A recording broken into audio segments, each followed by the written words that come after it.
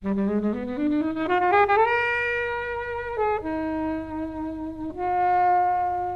to episode 5 of Flixwatcher. I'm Helen. And I'm Kobi.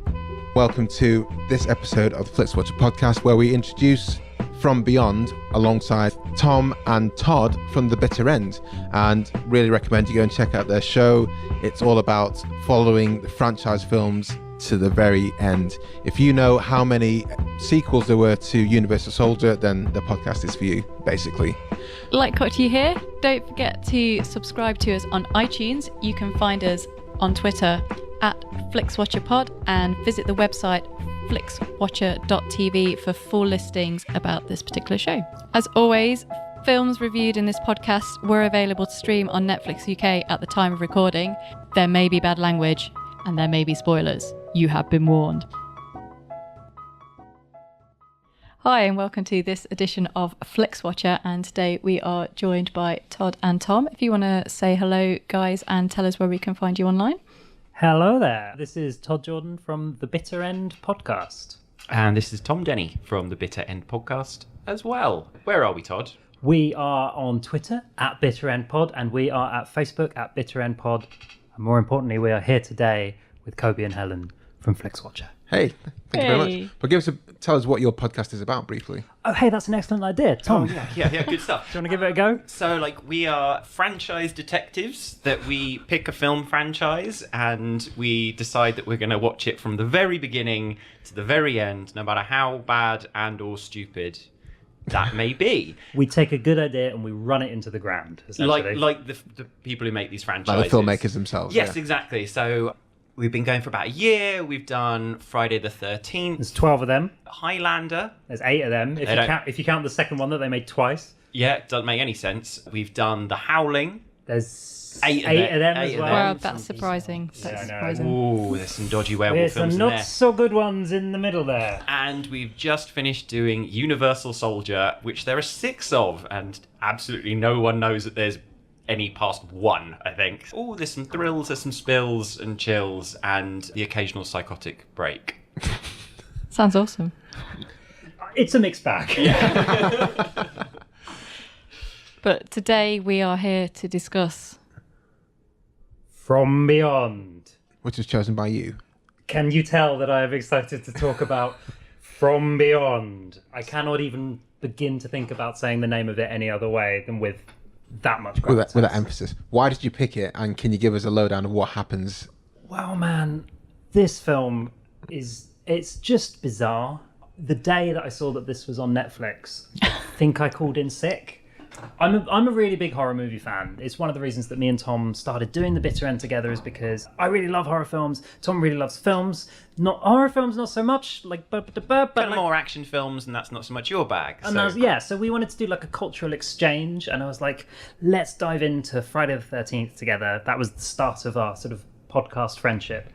And the thing about From Beyond is it's one of the very first horror films I ever watched. I think I was probably 12 or 13. I was around a mate's house, get it on the VHS, pop it in. And nothing in the world could have prepared me for what is in this film, because everything is in this film.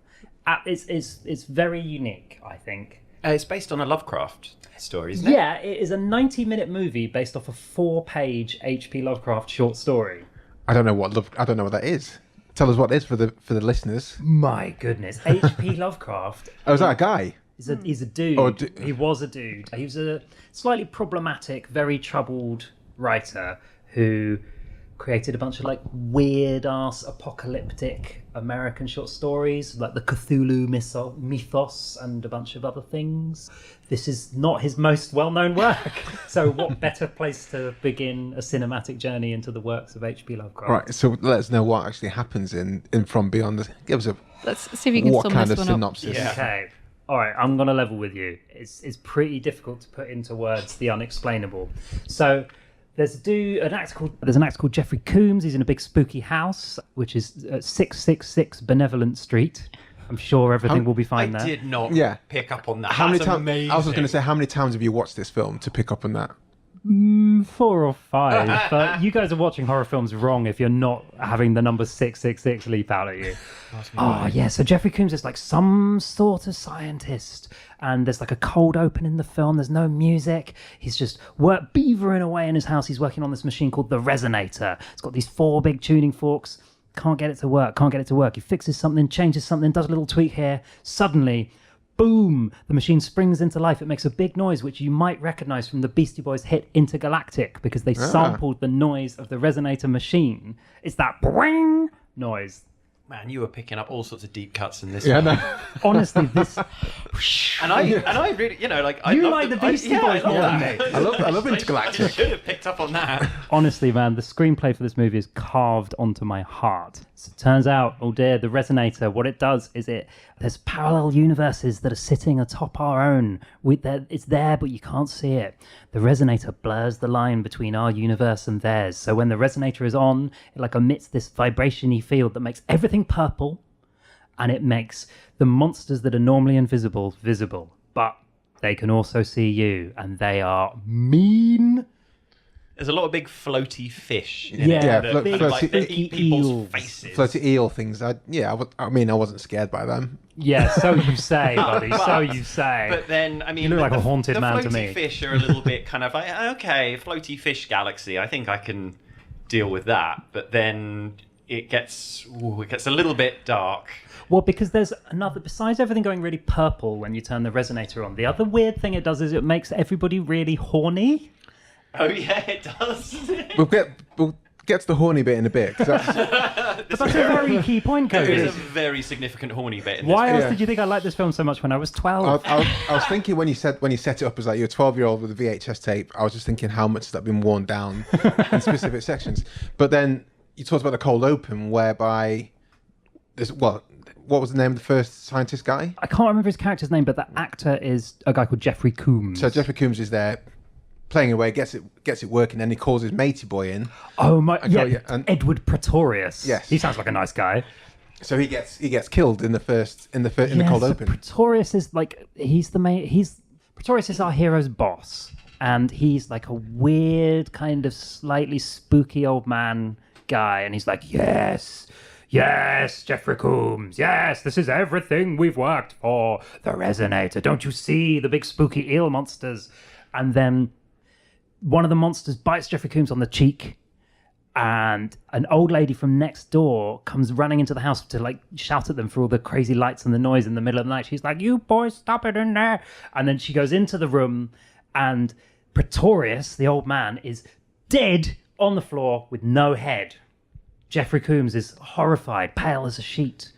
Doctors come and take him away. And he goes, my God. And then big words jump on the screen. H.P. Lovecraft's From Beyond. So I should have taken note of the Lovecraft in there, at least from the title. It's a big deal. Especially because the director, Stuart Gordon, their previous film with a lot of the same actors was H.P. Lovecraft's Reanimator. Of which Helen's a big fan of Reanimator. I haven't. I think I must have seen it, but a very long time ago. Okay. But I have seen Society, which was obviously directed by Brian Yuzna. I met Brian Yuzna last year, and I got to have I'm envisioning now the conversation moments. with him. Yeah, and I only talked to him about From Beyond, which he produced, and what's it called? Honey, I Shrunk the Kids, Oh, which holy he worked shit. on the screenplay for. Oh, seriously? Yeah, and I got him to sign my copy of Honey, I Shrunk the Kids. What? Yeah. Why Nice did you have guy. a copy of Honey I Shrunk? I mean, I loved that when I was a kid, but It's a great film. yeah, That's why I've got it. It's a great film. Yeah. Yeah, Rick Moranis. Rick Moranis, right? Much missed from Hollywood. yeah, because he didn't turn up in he was the notable absence from the latest Ghostbusters film. Yeah, well, he retired. retired. Yeah. That won't do. I mean, fair play to him for not showing up in because the Bill Murray cameo in that Ghostbusters is not so good. There's a not so good Bill Murray, but the others I'm cool with. The others were cool. Bill Murray was wasted, but we're getting off track. Yeah, so So Tom, as a non-horror fan like myself, I think actually this table's kind of divided by people who are non-horror fans. Tom and Kobi, myself on this side, and on that side we have Helen and Todd. We will fight you. We know where all the weak spots are. We've seen it in the films. yeah. And I'm assuming this is the first time you've seen this film This as is well. the first time I've seen it. I've got to say, actually, I I really enjoyed it. I mean, I was just kind of like, whoa, okay, this is crazy.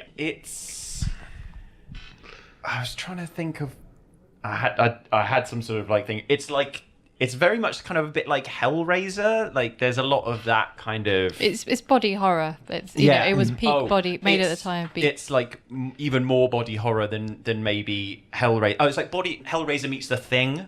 That is kind of how I would describe like all kind of the supernatural meets the body horror, which is.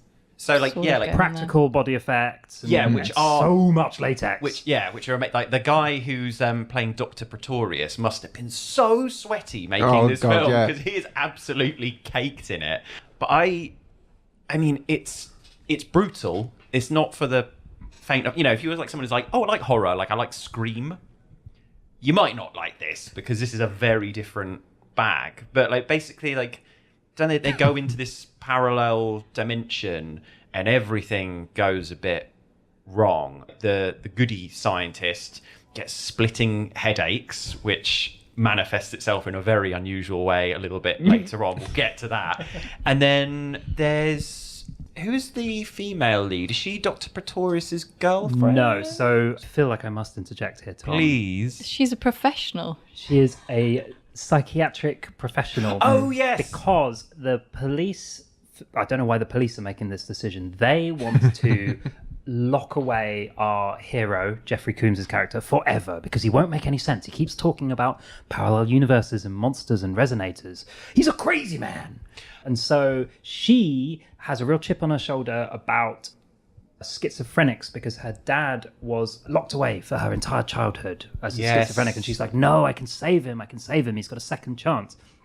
I know if we go back to the scene of his trauma and relive it, everything will be a-okay, everything's going to be all right. And then the police are like, well, all right, but what we'll do is we'll send Ken Foree, this big badass police officer, with you. Oh, yeah, he's who's great. Like more batshit insane than literally anybody else in the film. And so they all go along to spend the night in this terrifying house. Yeah. They turn the switch on. Yeah, and they turn the resonator back on. Yeah, they're kind of like, well, the last time this was turned on, a guy turned up with no head. So let's see what happens. And it all goes 7 shades of wrong. She gets infected with kind of mad lust. Or like lust for the dimension. She's like, when she's in the dimension, she's like, I love this. It's horny insanity. And addictive as well, because they keep them switching it off, and she goes and switches it back on again. Yeah, she gets addicted. Yeah, even though bad shit happens every time it's switched on, and they switch it off. And every time she goes in there, there's like the monstrous form of Dr. Pretorius. Yes, who lives on in the beyond, and he does not look the same as he did in the normal dimension. Yeah. He turns into like just a big mass of slime and tentacles, and it's not a good look. Helen, what? I can kind of see why you love this film so much. I mean, it's basically from the same team as Reanimator, and for its time, it's kind of playing around with special effects and what can be achieved, and at no point is it presenting itself as anything serious or groundbreaking. It is just basically, we had so much fun doing Reanimator. Let's come back and, you know, let's have a crack at this and kind of have a go. We quizzed together, and I mentioned to one of our other quiz members that we were doing this, and they said, I love that film. So I can see exactly why and who this appeals to. But yeah, there's a big but coming in. I mean, I enjoyed it for the most part, and then I think it got a little bit repetitive in the effects, and I kind of lost a little bit of interest towards the end. But I find things, I do enjoy horror, and I find this quite ridiculous, and I do enjoy like the levels of how far you can kind of take it in its repulsiveness, and in the body horror is, you know, what can you do with it? And it's kind of fun. It has elements that I like, but yeah, it's not up there. It was interesting. I don't think it's like a classic, but it's a lot of fun if you're into like that kind of area of horror, that kind of like really dark, gruesome body horror stuff. I think there's a lot of... I mean, did you actually think it was gruesome though? Because that's one of my kind of things. I just thought it was odd. It is odd, but aren't odd things more interesting? I mean, when everyone starts getting the tentacles coming out of their foreheads. Yeah, That's pretty odd. the snake penis type thing. Yeah, and then they go down to the basement and there's like a giant worm that eats the doctor, and then they turn off the machine and then he comes out and he's completely bald. And you're just like, by that point, you're just The like... worm ate his hair off. Yeah, you're just like, yeah, whatever, okay, yeah, carry on. What else have you got? And just bring it. Yeah. So the worm ate his hair off and then implanted the penis. No. It's the effects of the resonator. It stimulates the pineal gland in your brain, which is the part of your brain responsible for... Third eye. Is it Yeah, the third it's the eye? third eye. so- And so it's Yeah. growing the more time you spend in the field of the resonator. You get this third eye, and it eventually goes through your brain and out your forehead, and it into the form of a big crazy snake penis. And you can only see like through grainy VHS quality, even though it's the third eye. You can only see through It's not as helpful as you through would predator think it would vision, be. basically. Yeah, and it inexplicably makes you suck people's brains out of their eye socket. Yeah. I mean, the first time I saw that, I kind of laughed my head off. It's so good, right? It is kind of like the perfect teenage boy film, in a way. It's got mild eroticism, plenty of gore, The mild penises eroticism in the comes wrong out place. of nowhere as well. Like it's pretty very, left field. it Well, feels yeah. very tacked on. Where you just kind of like, oh, okay. So I felt bad for the actress having to sort of like put on this like ridiculous bondage outfit and kind of grind. And it was extra creepy because the doctor by that point Was bald and had his pineal gland. looks like he's at death's door, and it's just kind of like, what is going on here? This is the kind that's the kind of scene that in-betweeners would love to bits. That's the kind of thing they'd be talking about, and just a girl in leather lingerie grinding on top of...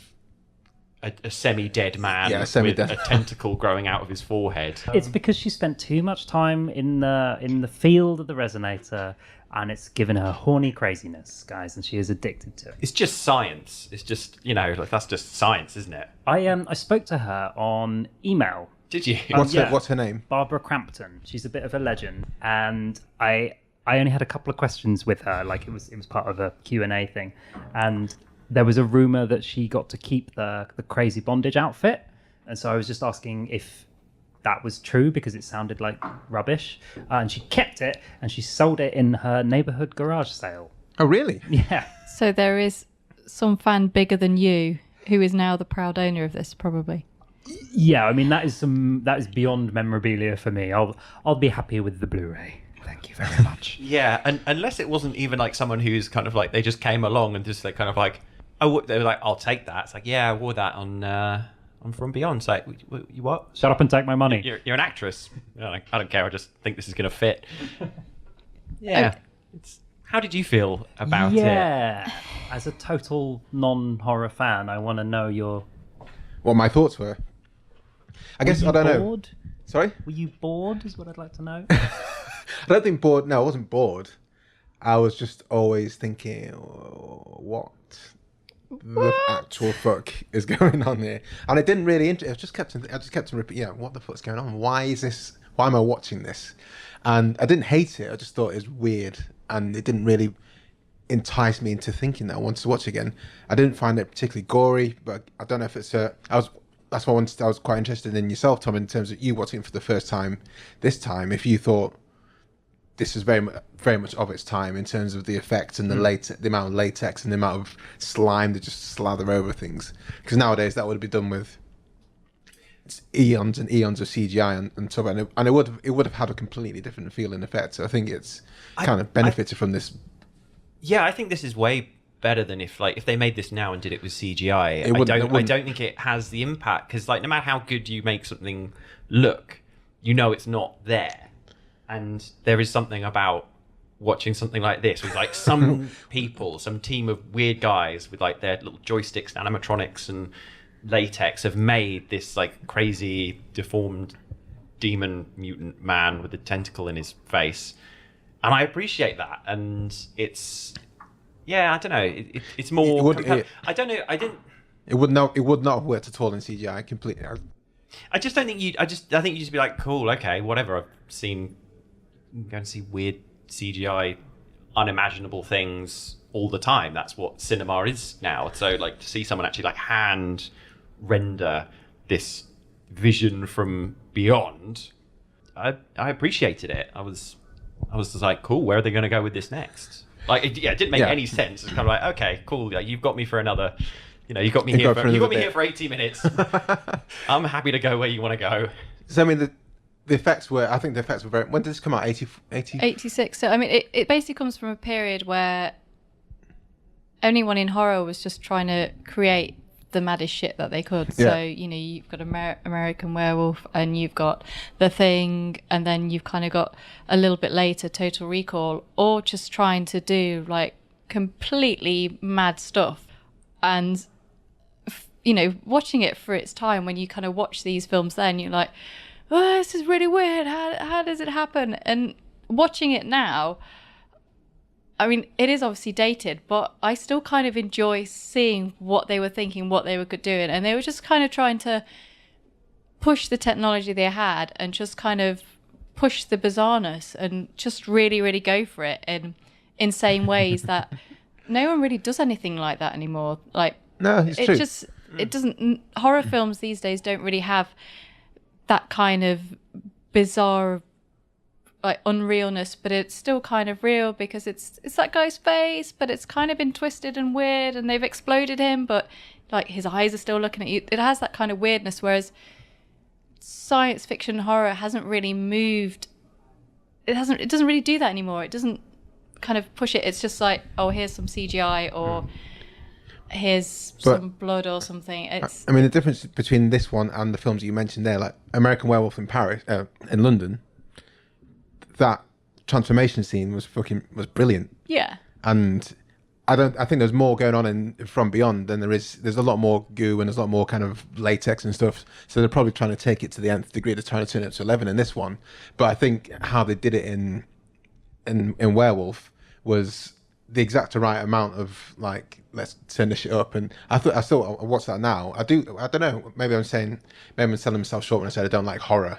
If someone says to me, let's watch a horror film, I'd probably say, nah, I can't be asked. But if someone said, let's watch American Werewolf in London, I'd be like, yeah, even though that is a horror film, like through and through, really, isn't it? Horror comedy, maybe. I think you need to reinvent your "I don't like horror" saying. Genres. I don't like bad films. Sorry, Todd. Tom's suddenly looking very. No, because I am less of a horror fan than you, but I do like watching I really enjoyed this. Like, I've enjoyed some like the Hellraisers and like The Thing, and like I do really like the stuff that has this very like the practical effects stuff, because it's like you were saying that like people don't do this anymore. So it's kind of dated, but also at the same time it's not so dated that you can't watch it and you really, it's not like watching Logan's Run.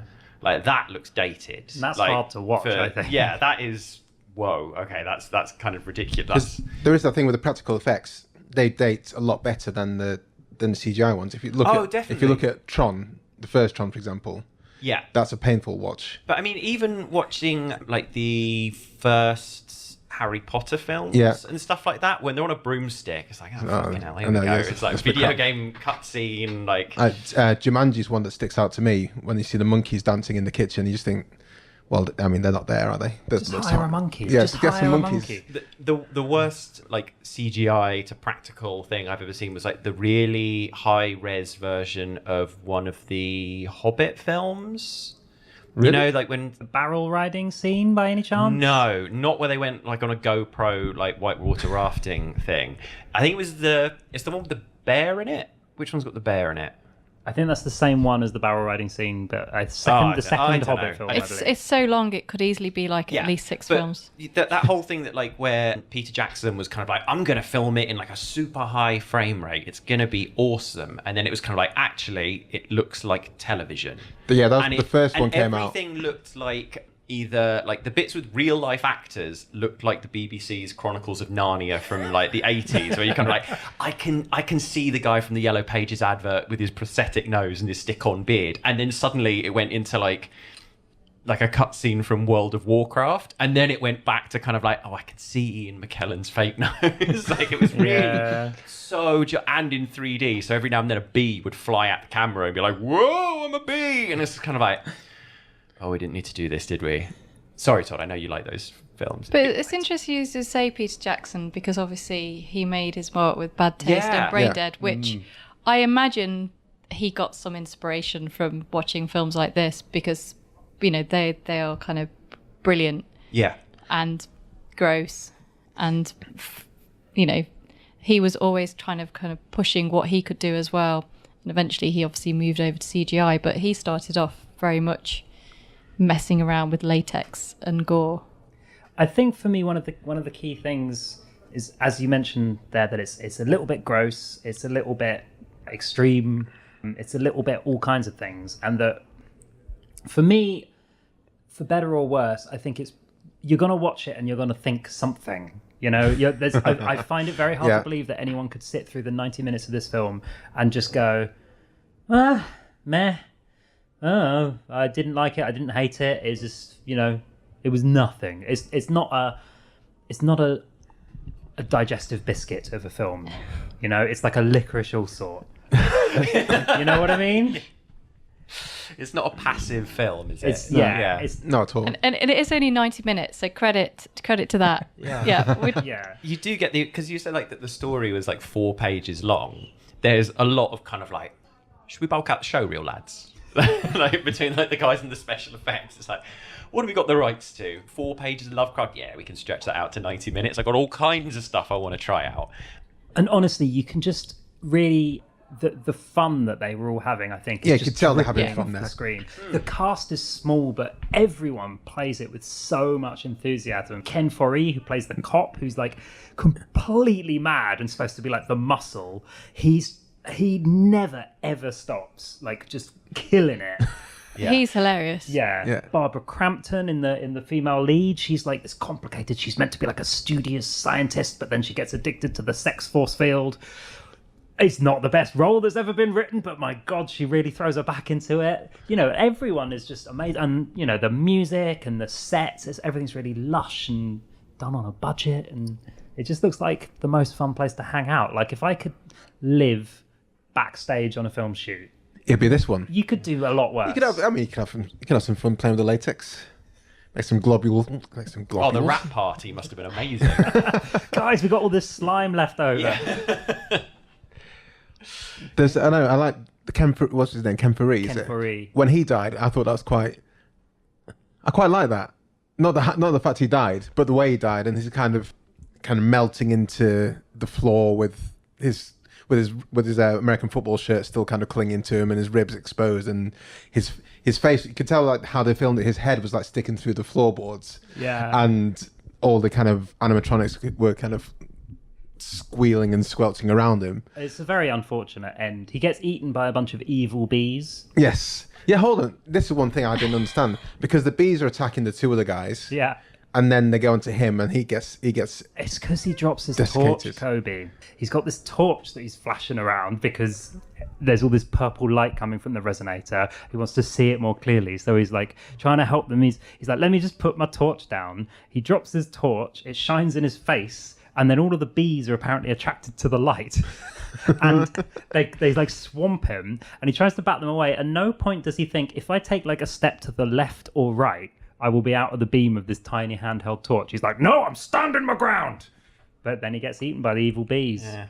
It's like, no bees are tougher than me. Oh, Oh, they are. Oh, no, I forgot not were my bees. American football jersey. No. They're bees from beyond. Yeah, that was a real tearjerker when Ken goes. Oh, I'm sorry. I feel sorry for you. Every single time you've seen it is a little bead. Yeah. Forms in the corner of your eye. Pour one out for. Pour one out for Pour Ken. one out. Pour one out for a brother. That's kind of querying. Do we ever find out what does happen to the head? It's never really resolved, is it? I think it's just where he's going. He doesn't need a head anymore. Okay. Or is his head like the seed for the rest of his body on the other side? It might does it be kind of that. stem? Does it grow from the neck down then? There's a few lines about how once evil Dr. Pretorius moves from our world into the beyond world, thanks to the resonator opening the gateway. When he comes back, he makes a few lines about how bodies change. You know, they'll grow old, they'll die, but his mind will live forever. And so every scene we see him, his body has become a little bit more, disfigured, for want of a better word, messed up, just because you don't know what he's doing. All the time that we can't see him in the From Beyond world. You don't know what he's doing there. We don't know what he's doing there. We don't know what's going on. And there's a classic line from it, which was on the poster for this. When he comes back, he says, "Humans are such easy prey," which makes me think that when he's on the other side, you know, maybe he's kind of dominant there. He's like hunting all of these other monsters. He's building an army, but maybe there's even bigger, crazier, more monstrous things that are hunting him and, you know, messing his face up. I don't know. I think you thought. I don't know. Have you read into that a lot? Of that's what you've taken from it. Nah, man. That's it. Just going wild. Do you reckon this inspired Have you guys seen Stranger Things? I have. Do you reckon that might have inspired a bit of the Upside Down?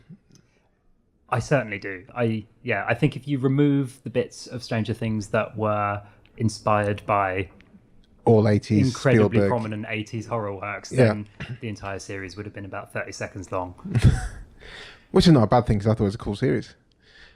Yeah, I think I do like the parallel dimensions vibe going on here, and I like that it doesn't answer all the you know, like you've just been able to kind of like freewheeling kind of like, oh, so maybe there's this thing, and there's like, you know, like I like it's good like when you get films that can strike that balance of like answering enough questions and leaving enough things open-ended for like the audience, you know, not like open-ended as like wink to the camera there's going to be a sequel, but in like kind of like, well, what the fuck was that? That was cool. Oh, they don't explain that, and then you can kind of draw your own conclusions. Like a lot of stuff in there was so much stuff in the last Mad Max film, you know, like imagery where you're just kind of like, what was that?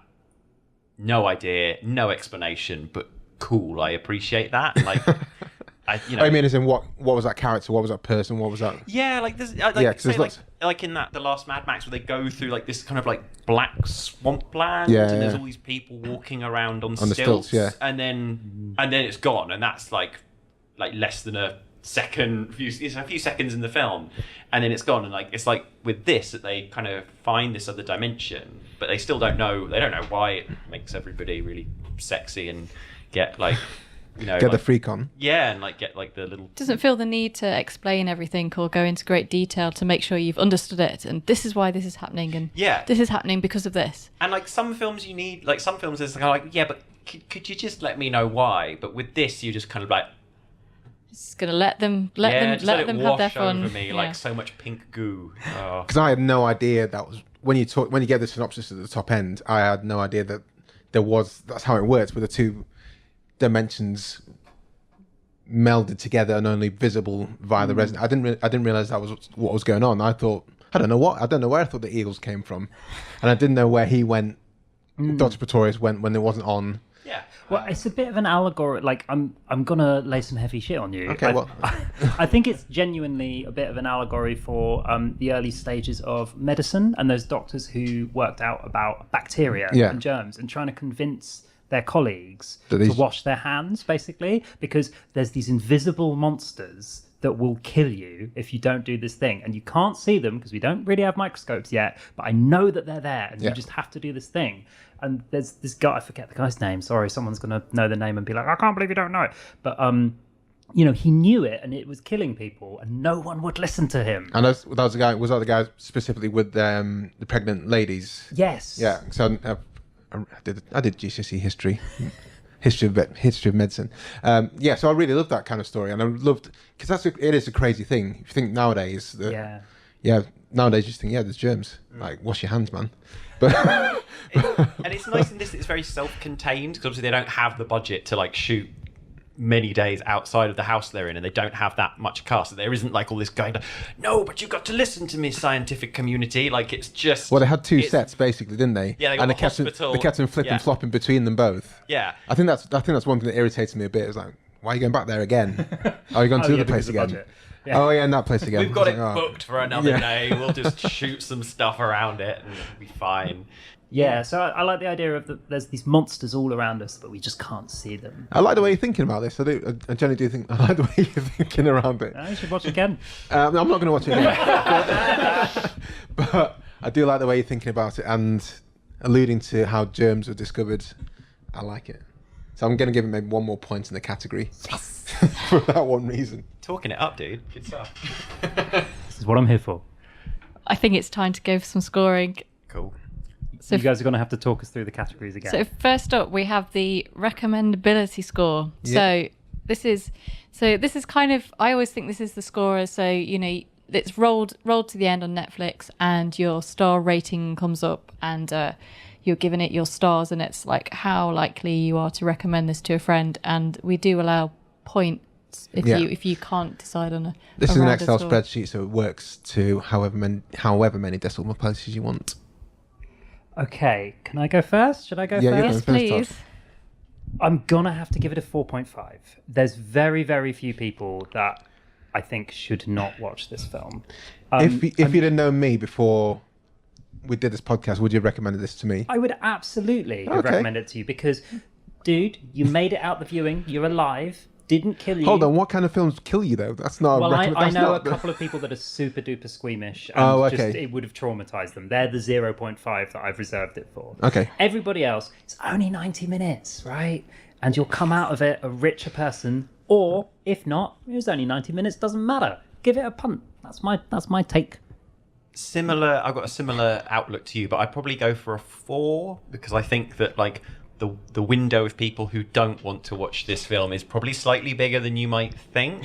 Traitor. I sat and watched this on my own because my wife was out. If she had seen this film, fuck me, no, she would not like this at all. But I was well into it, so I'd be like, you know, like if you can hack something scary or gory, I mean, it's not Not even that gory. it's not scary. It's just That's why. it's just kind of gross. It's just a bit grim, you know. I don't know. This is a bit of a lie. It's a romp, isn't it? It's just a 90-minute romp to the end. 5. Give it. You're making it sound like a carry-on film. Yes, yeah. There are moments that would not be out of place in a carry-on film. Well, Yeah. true actually. Yeah, like the whole kind of like the sex dungeon bit. You know, you could just imagine Sid James just barging in. Just, you know, I think that's with a one. big tentacle coming out of his forehead. Go on, Helen. I mean, I think initially I was kind of a little bit harsh when I first watched it, and now we've sort of talked about it and kind of gone back over it. I don't know who I would recommend it to, seeing as the only person who I would has already seen it.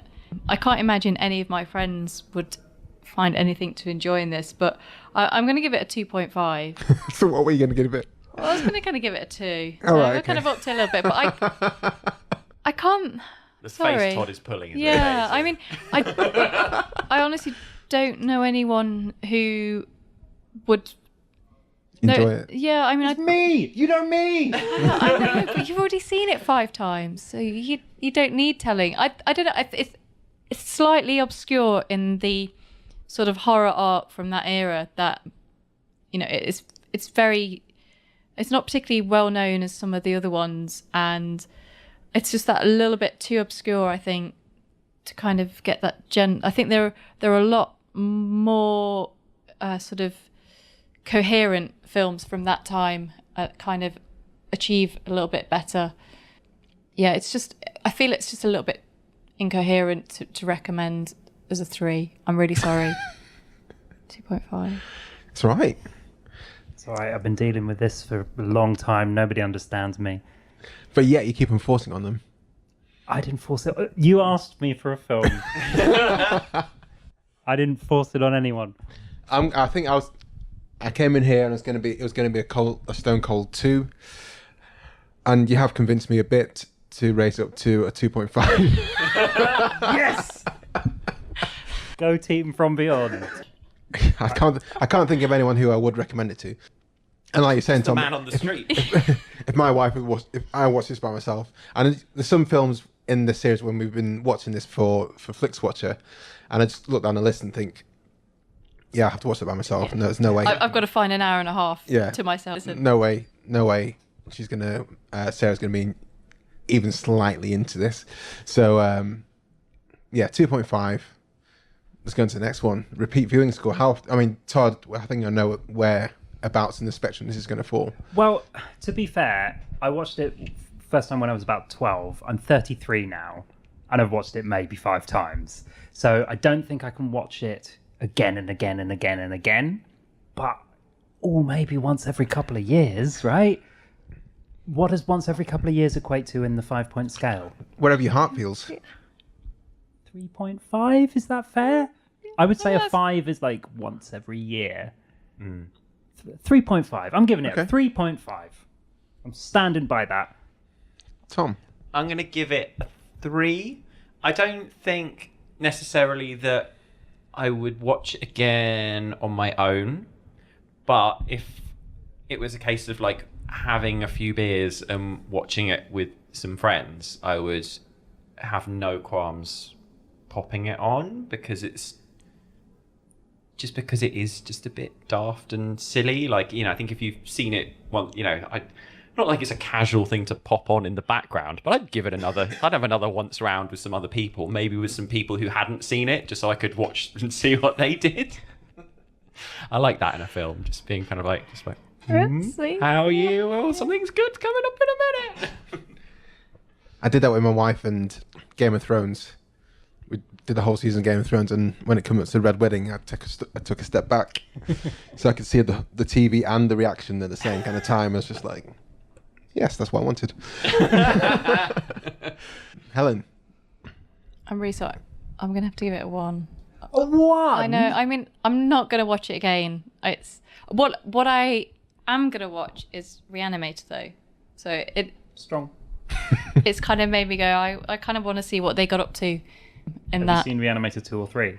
I haven't, no. Oh, they're a doozy. Yeah, you should do. So, I mean, it's kind of what it has done, although I don't want to see this again, it has kind of gone, yeah, I kind of want to watch some of those body horror films that I watched when I was younger and some of them that I missed out on. So if it hasn't made me want to watch it again, it has kind of reinvigorated my interest in that era. So, but 1. It's still a 1, sorry. I can live with that. I'm going to give it a 1.25. Thanks, buddy. I need everything I can get. It's I think the 2.5. I think Tom convinced. If it was at a party or the guys were on together and there's one other person that's seen it and we decided to put it on there, I would watch it to see what other people thought, and that's where the 0.25 comes from. Outside of that scenario, I don't think I'll watch it again. Fair enough. Noted. Small screen score. So this is how well does it work on a small screen? Do you feel the need to have watched it in the cinema? Well, I never got to see it in the cinema. When you say small screen, do you mean TV or do you mean smartphone? Well, TV. Yeah, I mean, we're talking like, so, does it work in the arena of being on Netflix? On Netflix. Yeah. Got it. Okay. Well, I think it does. It's the only way I've ever seen this film, and I would pay upwards of £135 for a ticket to see this in a cinema. So you do want to see it in the cinema? I would like to, but I never have, and I still love it. So I think that the damage is done off of purely, tiny little square TVs from the 90s and beyond. And beyond. So I'm going to have to go for a 4. Okay. I can see this being, if this was at Prince Charles, there would be a gang of people loving it. Yeah, and they would all... see that.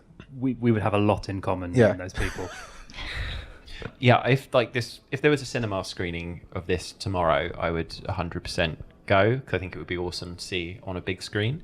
I watched it on a regular telly, and that was absolutely fine. I'd imagine watching it on a phone would be a waste of time. I think that you'd lose all the impact of all the practical effects, and then you'd find the things that didn't have crazy effects a bit boring. So I'd give it a 3. Helen? I'm going to give it a 4 in this category, mainly because I think seeing it on the big screen would kind of point out the sort of datedness of the effects and be a bit of a shame. But also, mainly because one of the things about Netflix is every now and again something will pop up and it'll be, oh my God, I had that on VHS, or I remember seeing that round someone's house on VHS when I was 12 and now I get to watch it again. And I think that's kind of the area that it is kind of really interesting. You can go back in and see these films that either you watched when you were young or you kind of missed out on. And I think it's going to be a discovery for quite a lot of people who are fans of that era and maybe missed it or have kind of heard about it and have never seen it. So investigate on the small screen. Don't pay any more than a Netflix subscription for it, basically. Or £135 if you wish to. That's me. Honestly, yeah, it's a bit steep. Yeah, I think it looks good on the small screen. Don't want to watch it in the cinema. 4. And the engagement score, how engaged were you whilst watching it? Were you playing on your phone? Were you checking Wikipedia? When I first watched it, I was absolutely riveted. Right. Could not tear my eyes off. When I watched it just recently, but in the run up to this podcast, I was on my phone, but I was looking up trivia. Which you brought to us, which is very much appreciated. Yeah. So give us like an amalgamation score of the times you've watched it then. Well, man, I mean, all I can do is talk for myself, right? And I get that my view on these kinds of films is not going to be everybody's, but I can only speak for myself. I'm going to give it a 4.75. And I mean it. Why is it not 5? It's not 5 because I think there's just something about this film that makes me excited to be alive. And when it's on, I kind of want to like text all my friends and look out the window and just run and tell everybody. Like, it's almost before the film is over even, I want to tell everybody about the film. So what you're describing there is what typically would be in a rom-com, about when a guy first meets a girl and they want to scream from the rooftops, and that's what you're in love with this film, basically. I'm in love with this film. Okay, yeah, okay. How do you follow that? Yeah, very difficult. I would say it's like a 4.5 for me. Like, I don't know if part of this was also just like influenced by me and Todd's friendship. I was watching this and being like, my God, this is just like my friend made film. So I was like texting you probably halfway through and be like, I think I did. I was like, I'm watching it. And you were like, oh my God. It's like, oh my God, there's like Hellraiser.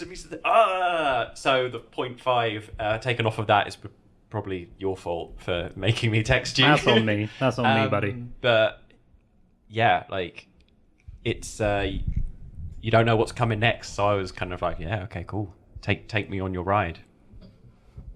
I'm going to give it 3.5. Towards the end, I got a little bit distracted, and I did do a little bit of IMDbing and went, oh yeah, so it is the Reanimator crew, so that was there. But yeah, I mean, I kind of stuck with it, and I did find it entertaining throughout. And there's been a couple of films we've reviewed where towards the end, I've kind of given up a little bit, and checking the emails has kind of happened. Sorry, films, but I stuck with it. 3.5. I'm going to give it a 3. Yeah, I don't actually remember what happened at the end. So that kind of sense to me. I don't know why I don't remember what happened at the end, but that's kind of seems to me that. Well, she ends up locked up. Did the house explode? The house explodes. They jump out a window, and, Yeah. and all the neighbours have that's right. Yeah, the neighbours come out, and that's it. No, but is she laughing or crying because her legs are. A bit of both, I feel. Yeah. That's it. It's just the house explodes. She's crying. They go, we'll get you some help. Starts laughing. Starts crying. Laughing, crying. Credits roll. Booyah. So that gives us a total score of 3.3.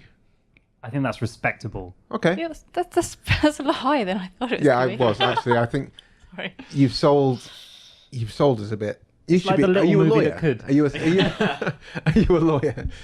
I'm just one dedicated fan. Convince Kobi. people for a living. Todd has stocks in the Blu-ray re-release of this film, and he's just really trying to push it.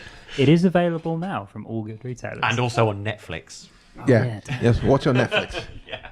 Don't pay the extra. Just watch on Netflix and then just stop it. Cheers, guys. Just quickly remind us who you are, where you're from, and where we can find you. I'm Tom from the Bitter End Podcast.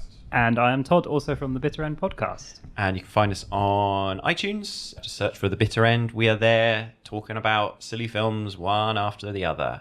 Yep, and you can tweet us at Bitter End Pod or find us on Facebook at Bitter End Pod. That's brilliant. Thanks a lot. Cheers, guys. Thanks. Bye. Bye. Bye.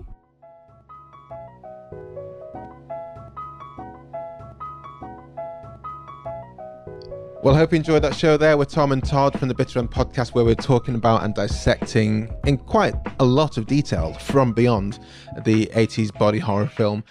Thank you guys for being on there. Please go and check them out, and all the details to find them are in the show notes. Before we go, we have to say thank you, of course, and always with pleasure, to GL Productions, that's Tony, Greg and Jay, for their sweet editing skills and advice on podcasting, and to the Mighty People, who you can find on SoundCloud, and they're providing all the tunes for this podcast, which is super kind of them. So go and listen to their tunes when you have a moment.